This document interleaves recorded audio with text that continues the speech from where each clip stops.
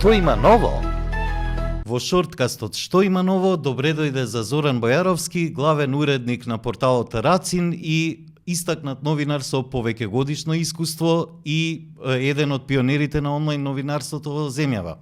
Бојаровски деновиве во јавноста е актуелна одлуката на 50 интернет портали, вклучувајќи ги порталите на националните 5 национални телевизии, да се повлечат, односно да ги повлечат содржините од агрегаторите на вести како Time.mk, Grid.mk, Вести.mk и така натаму, заради заштита на авторските права. Како што соопшти Сдруженијето на онлайн порталите, ова повлекување следеше по добиените известувања и предлог договори од страна на агрегаторите на вести кон порталите за преземање на содржини без надомест. Оваа ситуација трае со години. Порталите произведуваат содржини, плаќаат новинари за тоа, агрегаторите ги преземаат бесплатно. Што ги натера порталите на овој чекор, ова повлекување токму сега?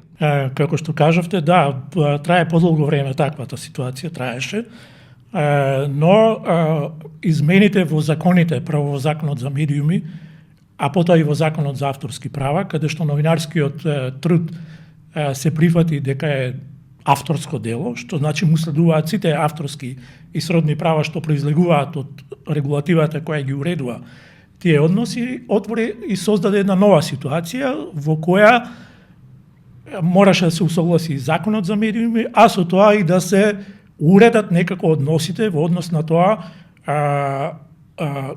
во кои ситуации и на кој начин новинарскиот труд сега содржан во медиумите како медиумски производи ќе стапи во односи со оние што го преземаат, што може да го користат и така натаму.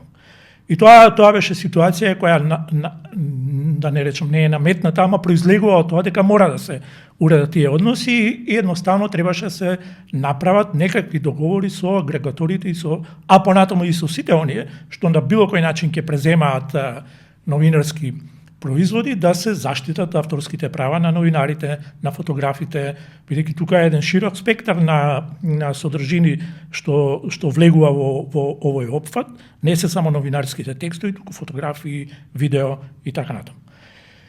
И во таква една ситуација онлайн порталите добија договори без претходно да бидат консултирани или да има некаква договор, расправа, што треба да биде вклучено во тој договор. Едноставно добија договори од Time, а потоа следува и договорите од другите два агрегатори, Вести и Grid, во кои на ниту еден начин не беа испочитувани правата што произлегуваат и она што го заслужуваат новинарските производи како авторски трудови.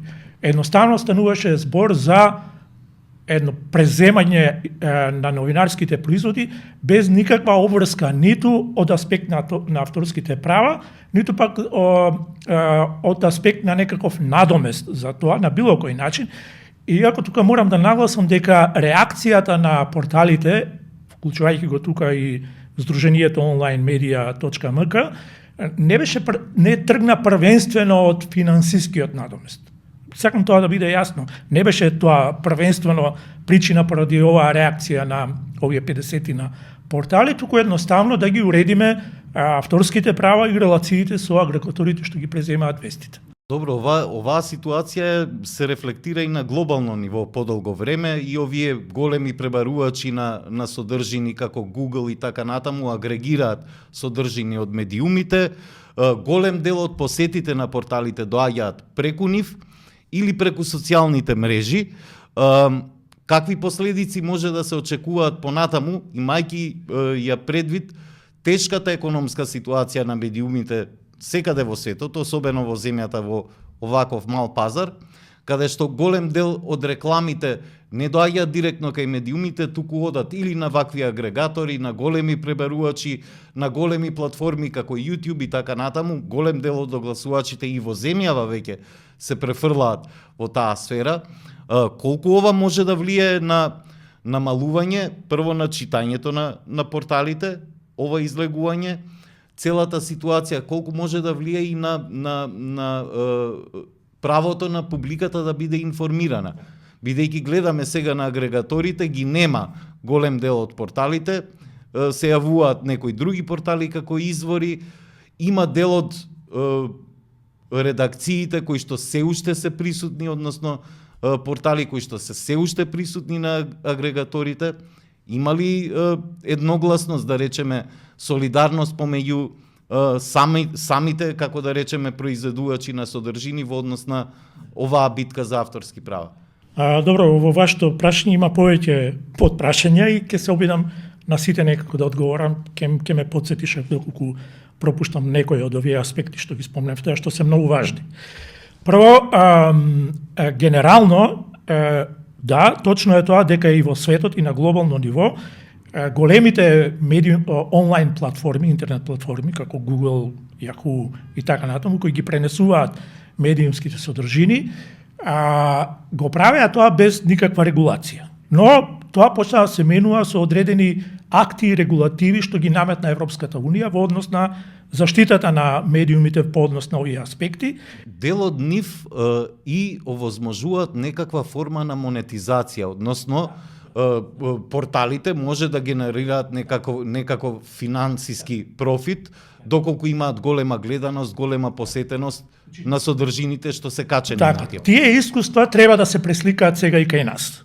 И треба да се пресликаат внимателно, за да не се пресликаат лошите аспекти на тие прашања, кај што не се до крај уредени тие прашања, а да се прифатат оние што се добри и да се унапредат таму каде што е можно.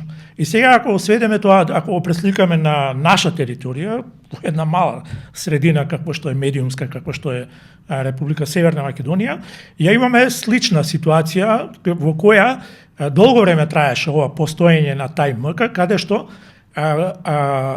агрегаторот и другите агрегатори, но веројатно постојано ќе го истакнувам TimeMK, бидејќи беше агрегатор кој привлекуваше најпосетен и кој привлекуваше најголем број посети, влечеше алгоритмот на тој агрегатор, морам да признам, дека во оваа ситуација, кога немаше некоја посебна конкуренција, да речеме, беше и ќе кажам и така, најдобро изведен. И го правеше тоа што го правеше на начин кој тие го утврдиле. Иако имаше тука многу недостатоци, но да не навлегувам во тоа.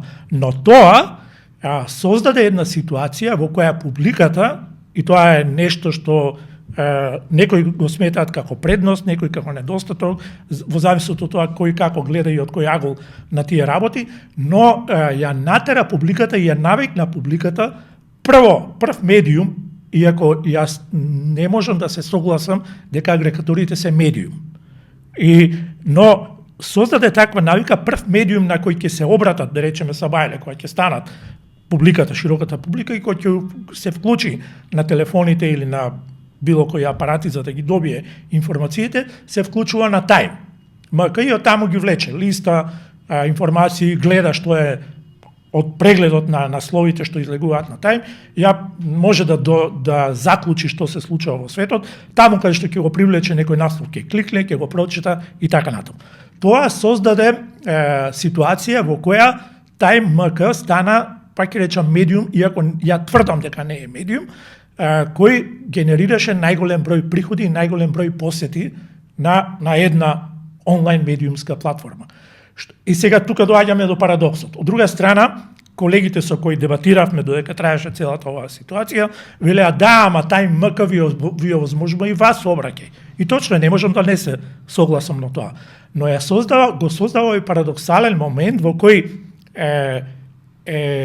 парадоксот го создава финансискиот бенефит за TimeMK визави финансискиот никаков надомест со тоа што TimeMK ги користи содржините на порталите. Да, ние користиме кликови што доаѓаат преку TimeMK во презентацијата на порталите што пред маркетинг компаниите или пред било кој е заинтересиран за тоа да види колку одреден портал има посета, но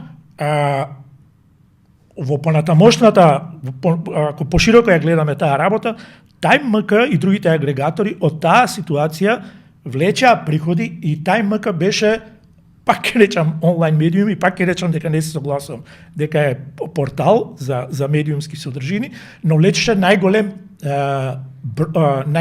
највеќе приходи доаѓа на TimeMK. има податок од 2023 година, дека тој агрегатор во таа година имал приходи од 20 милиони денари, што е една сериозна бројка. Врз основа на содржини кои не се нивни и кои само ги преземаат. Проблем, голем дел од проблемот се лоцира во неказнивоста на кршењето на авторските права. Се чини дека делот тој лежи и во правосудството, бидејќи не се гледа некоја поголема активност и на правосудните органи за заштита на авторските права, но дел од проблемот е и во самата заедница. Ретко кога медиумите и авторите на содржини тужат за кршење на нивните авторски права, веројатно обесхрабрени од тоа што мислат дека нема да има таа битка никаков ефект. Што треба да се преземе за да се надмине овој проблем, надвор од ова што се случува со агрегаторите? Сега е малку поинаква ситуацијата со измените во Законот за авторски и сродни права, кај што влегува новинарските содржини како дела со иманентно авторски права и сродни права. И врз основа на тоа сега променета е ситуацијата и сега секоја редакција, секој новинар може да се повика на законските измени и да бара неговите права, авторски права да си почитуваат. Од таму дојде и интервенцијата, и тоа првиот чек го направија токму агрегаторите, која сватија дека веќе понатаму нема да можат така едноставно да ги преземаат медиумските содржини и дека мора да ги уредат односите со редакциите, и они први го направија чекорот и ги испратија договори врз основа на кои ние доколку ги потпишеме, тие агрегатори ќе продолжат да ги преземаат содржините. Бесплатно. Да, и тогаш ние се соочивме со ситуација во која свативме дека тоа што ни беше понудено како договор за преземање на авторски содржини на ниту еден начин не ги штити авторските права на новинарите. Едноставно добивме понуда во која тие бараат да им ги отстапиме целосно авторските права без никаков надојмест, и ова е сега најголемиот парадокс, вклучувајќи ги и оние содржини како фотографии или видеа за кои медиумите имаат авторски права со втори лица за да ги користат. Сега агрегаторите бараат дури и тие права да им ги префрлиме на нив, што е правно невозможно, бидејќи ние не можеме. Еве, например, Рацин МК има договор за купување фотографии од агенцијата ЕПА, Европската фотографска агенција. И ние имаме уредено односи со нив. Тај МК и агрегаторите побара фотографиите што ние ги преземаме од ЕПА врз основа на нашиот меѓусебен договор да им ги отстапуваме на нив авторските права, што е невозможно. Не може трето лице да ги преземе авторските права на уредени меѓу два субјекти. И тоа беше првата реакција со која се соочиме. Втората реакција која драстично ни го предизвика алертот и вниманието беше тоа што благодарение на вештачката интелигенција која сега постои, која практично секој може да ја користи, а најмногу агрегатори како што се ТаймМК и другите, кои ја знаат таа работа во врска со вештачката интелигенција, алгоритмите и така натаму, понудата беше дека они содржините што ние ќе ги отстапиме без никакви права, ќе можат да ги машински да ги обработуваат, што е еднакво на обработка со вештачка интелигенција, за да произведуваат продукти какви што тие сакаат. Без при тоа да биде, тоа не беше нигде ставено во договорот, без да биде наведен изворот на содржините кои они ќе ги користат со вештачка интелигенција за да создаваат нови продукти.